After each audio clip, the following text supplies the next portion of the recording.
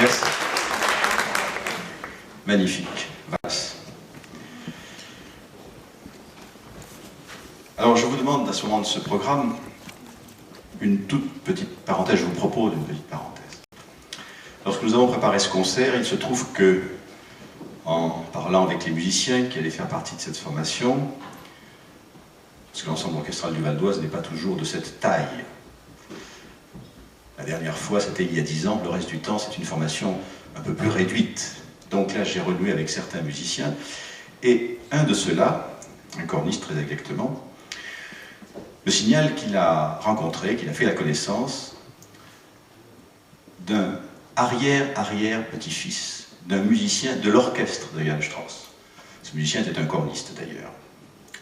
Alors ils ont tendu l'oreille, très intéressé bien sûr, et je vous passe les détails. J'ai pu rencontrer donc ce monsieur qui vit dans la région parisienne, et lorsque je lui ai fait part de notre désir de faire un concert Johann Strauss, bien sûr, il avait un tas de choses à me raconter, et dont certaines, eh bien, j'ai pu vous les livrer ce soir.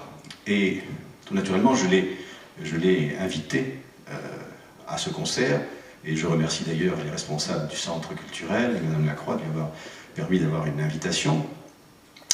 Et donc, je lui ai un petit peu parlé du travail que nous faisions, du projet que nous avions, et il s'est proposé, lui, de jouer quelque chose, parce que, me dit-il, j'ai un instrument qui me vient mon arrière-arrière-arrière-grand-père, et j'aimerais bien livrer ça à votre public si vous n'y voyez pas d'inconvénient. Alors j'ai fait très attention, il s'avère que cette pièce est extrêmement courte, donc ça ne dérange pas trop le concert. En plus elle est à 3 temps, comme une valse, et puis elle est écrite par quelqu'un, pas n'importe qui, il s'agit de Léopold Mozart, rien moins que le père de Mozart. Ouais, ah, bon.